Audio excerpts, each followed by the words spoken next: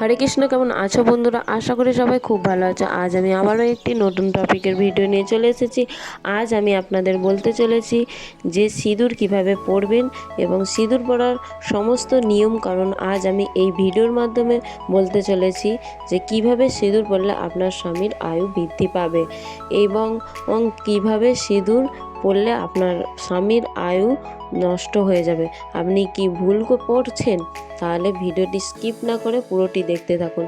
তো ভিডিওটি শুরু করার আগে আমার চ্যানেলে যারা নতুন হয়েছে তারা অবশ্যই চ্যানেলটিকে লাইক, কমেন্ট, শেয়ার এবং সাবস্ক্রাইব করে পাশে থাকা বেল আইকনটি প্রেস করে দেবেন যাতে সবার আগে নোটিফিকেশান আপনার ফোনে পৌঁছে যায়। তাহলে ভিডিওটি শুরু করা যাক। তো বন্ধুরা, আপনিও কি ভেজা চুলে সিঁদুর পরছেন আর সরাসরি সামনে দিয়ে সিঁদুর পরে নিচ্ছেন?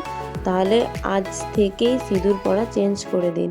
যেই থেকে শুনছেন, 1 নম্বর, সিঁদুর কখনোই ভিজা চুলে পরবেন না। সিঁদুর কখনোই ভিজা চুলে পরবেন না। আর কখনোই সিঁদুর পরার সময় সরাসরি সামনে দিয়েই সিঁদুরটা পরবেন না। মানে আপনি সিঁদুরটা নিয়েই সরাসরি পরবেন না। ওকে এক পাক বাঁ দিক দিয়ে এক পাক ঘুরিয়ে তারপরে মাথায় পরবেন এবং সিঁদুর 5টা জায়গায় সিঁদুর লাগাবেন। কোথায় কোথায়? সিঁথিতে তো দিলেনই, কপালে সিঁদুর দিবেন এবং কণ্ঠে এবং শাঁখায় এবং কাপড়ের আঁচলে, মানে আপনার যে কাপড় তার আঁচলে যেই কাপড়টা পরে থাকবেন। তো ভিজা চুলে একদম সিঁদুর পরবেন না। আর সরাসরিও সিঁদুর পরবেন না, ঘুরিয়ে পরবেন এবং 5 জায়গায় সিঁদুর পরার পর, মানে সিঁথিতে সিঁদুর দেওয়ার পর আপনি 5 জায়গায় সিঁদুর লাগাবেন। তো 5 জায়গায় সিঁদুর লাগানোর মন্ত্রটা জেনে নিন। কপালে ওং কেশবায় নমঃ, কণ্ঠে ওং গোবিন্দায় নমঃ, শাঁখায় ওং মধুসূদনায় নমঃ এবং আঁচলে ওং মাধবায় নমঃ। এইটি মনে রাখবেন এবং এইভাবে সিঁদুর পরবেন। এবং জেনে নিন যে ভিজা চুলে যদি আপনি সিঁদুর পরেন তার ঠিক তার জন্য কি ক্ষতি হয়, বাস্তুশাস্ত্র অনুযায়ী এই কথাটি বলা হয়েছে, এটা মাথায় রাখবেন।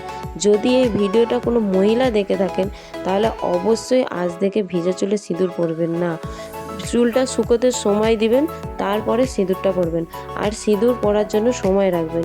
ঠিক এইভাবে সিঁদুরটা পরবেন যেভাবে আমি বললাম। তো তাহলে জেনে নিন ভিজা চুলে সিঁদুর পরলে বাস্তুশাস্ত্র অনুযায়ী কি হয়। সাধারণত মহিলারা স্নান সেরে উঠেই ভিজা চুল পরে নেয়,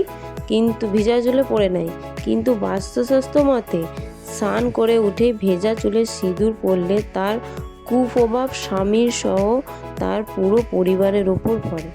তাহলে এবার বলুন, আপনারা কি ভিজা চুলে সিঁদুর আর পরবেন? কখনোই সিঁদুর ভিজা চুলে পরবেন না, যদি আপনি আপনার নিজের স্বামী এবং পরিবারের মঙ্গল চান। আর একটা কথা, সিঁদুর পরার সময় কেউ চুল খুলে রাখবেন না, চুল বেঁধে তারপরেই সিঁদুর পরবেন এবং মাথায় ঘোমটা টেনে। তো তারপরে বলি, শুধু তাই নয়, যিনি ভিজে চুলে সিঁদুর পরছেন তার মনেও নানা কুচিন্তা বাসা বাঁধে। পারিবারিক কলহ ও কুমতাগণ বাড়িতে থাকে। আপনার শত্রু আপনাকে কুমন্ত্রণা দিচ্ছে, কিন্তু আপনি বুঝতে পারছেন না যে এ আমার মিত্রই মনে হচ্ছে, আপনার কাছেরই জন মনে হচ্ছে, কিন্তু আপনার বাড়িতে ওরা থাকে। ফলে পরিবারের সুখ শান্তি সব নষ্ট হয়ে যায়, বিঘ্নিত হয়ে যায়, সব নষ্ট হয়ে যায়। তাই স্নানের পর চুল শুকিয়ে তারপরই সিঁদুর পরুন। তাতে আপনার ও আপনার স্বামীর জীবনের সমস্যা অনেকটাই কমে যাবে। তাহলে আপনারা অবশ্যই ভিজা চুলে কেউ সিঁদুর পরবেন না।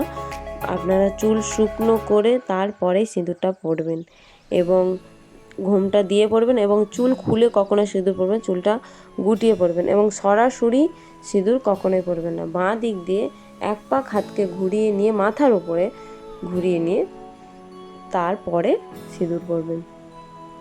তো যদি এই ভিডিওটা কোনো মহিলা দেখে থাকেন অবশ্যই এইভাবে সিঁদুর পরবেন এবং আমাকে একটি কমেন্ট করে দিবেন, একটি লাইক করে দিবেন। আপনাদের একটি লাইক এবং কমেন্ট আমরা আরও মোটিভেট হই ভিডিও বানানোর জন্য। এবং কোনো সমস্যা থাকলে অবশ্যই একটি কমেন্টে বলতে পারেন, আমি রিপ্লাই দেবো, নাহলে সেই টপিকের কোনো ভিডিও বানাবো। তো ভিডিওটি এই পর্যন্তই। ততক্ষণ সবাই সুস্থ থাকুন, ভালো থাকুন, এবং ভিডিওটি ভালো লাগলে অবশ্যই একটি লাইক, কমেন্ট, শেয়ার এবং সাবস্ক্রাইব করতে ভুলবে না। তো ভিডিওটি এতটুকুই। ততক্ষণ সবাই সুস্থ থাকুন, ভালো থাকুন। হরে কৃষ্ণা, হরি বল, রাধে রাধে।